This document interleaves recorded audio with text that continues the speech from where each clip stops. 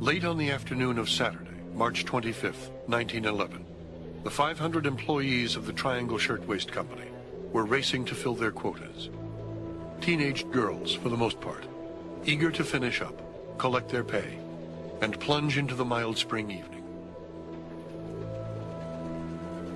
Around 4:45 p.m., with just 15 minutes left in the workday, someone on the 8th floor must have dropped a match or burning cigarette into the heaps of discarded fabric that littered the shop floor. Triangle Shirtwaist Factory occupied the top floors of a 10-story building, and a fire broke out. Apparently someone had dropped a cigarette into a drawer that held what they called remnants of scraps of cloth, and the fire spread pretty quickly, and the doors were locked, allegedly to keep out union organizers. This had been a company that resisted unionization, was trying to. So with this rapidly spreading fire, there was really very little way to get out, and the result was a horrible carnage. Within seconds, the combustible litter of cloth and tissue paper had burst into flames, and before anyone could stop it, the fire began to spread with startling speed from one stack of fabric to another, as cries of panic went out and terrified workers scrambled for the exits. I heard somebody cry fire. I ran for the door on the Washington Place side, but the door was locked, and immediately there was a great jam of girls before it. Some girls were screaming. Some were beating the door with their fists. Some were trying to tear it open. Rosie Safran. It was horrifying.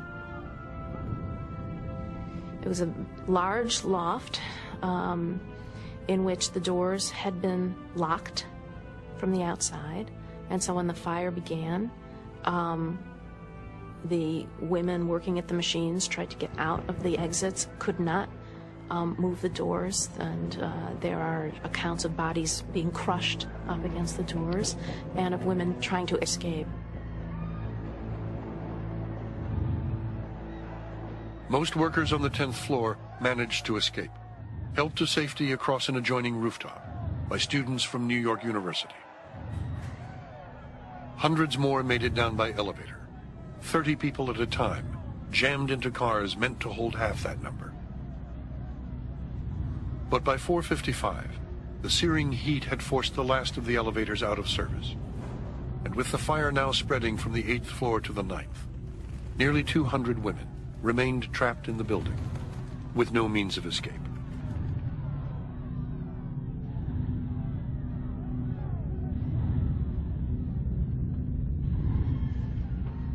On the 8th floor, workers tried bravely to stop the fire, but the flames were too quick, and the water pressure in the fire hoses failed them. As the searing heat and smoke intensified, the factory floor became an incinerator. And as bodies piled up in front of the locked main exit, those who still could raced for a fire escape on the far western end of the building. Fewer than 20 women managed to get out before the rusted metal supports gave way, sending several workers plunging to their death and cutting off the last means of escape for all the others. With a wall of fire advancing on them, the terrified women moved to the open windows.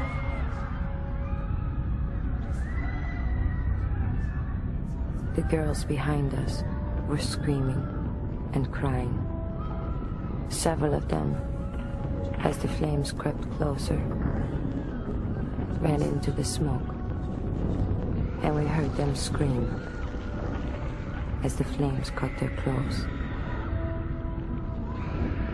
One little girl, who worked at the machine opposite me, cried out in Italian, "Goodbye, goodbye, Tessa Banani." Outside on the street below, a huge crowd had gathered. The New York Fire Department had arrived within minutes of the call, rushing 35 vehicles to the scene, along with the most modern firefighting equipment in the country. But even the tallest ladder could go no farther than the 6th floor, 2 full stories below the burning factory floors, where tongues of flame could already be seen curling out of the windows. The fire, of course, like any fire in Manhattan, could be spotted from blocks and blocks around because of the smoke. So there were big crowds on the streets below, and the fire had gone on long enough that people had also heard the word down on the Lower East Side and had come up to the village, waiting to see what would happen. And then it became apparent in this heart-gripping moment that no one could get out except if they jumped. At 5:05, a laborer named Dominic Cardiani, pushing his wheelbarrow down Green Street, heard a muffled explosion, followed by the sound of breaking glass. Glancing up, he saw what he thought were dark bundles of clothes, sailing from an 8th floor window. You know, you can hardly believe it when you read about it. I mean, imagine, from the 8th, 9th, and 10th floors of a building overlooking Washington Square Park, you know, first this great tongue of flame leaps out, you know, and passes by where there's some policeman said, oh, it was just a momentary accident. Then all of a sudden, one passerby said something that looked like a bale of old clothes comes plummeting down from the 8th floor and hits with this thud that somehow seemed too loud for a bale of clothes on the sidewalk. And someone said they must be throwing, and it was burning as it fell, they must be throwing out the burning bales of clothes. And then other bodies started to come down. People realized that young girls would go out on the ledge. The flames would be looming up behind them, and they'd jump, of course, to die. Some would try to cling to the ledge with their fingertips, but they couldn't. You have plummeting down to the street scores of burning dead bodies. There was also an iron fence below, so some of the young women, when they jumped, were impaled on the iron fence. And people who saw it said that they never forgot it, that it was a sight that burned itself on the retina of the watchers.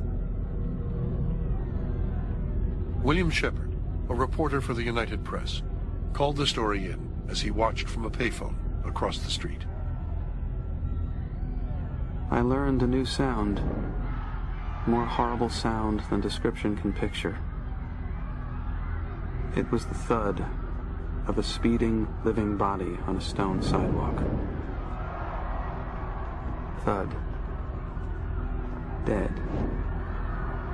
Thud. Dead. Thud.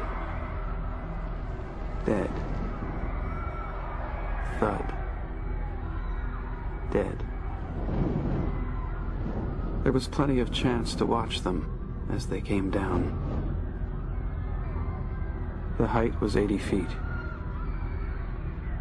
The first 10 thuds, deads, shocked me. I looked up, saw that there were scores of girls at the windows. The flames from the floor below were beating in their faces. Somehow I knew that they too must come down. I even watched one girl falling, waving her arms, trying to keep her body upright, until the very instant she struck the sidewalk. Then came the thud. Then a silent, unmoving pile of clothing and twisted, broken limbs. William Shepard.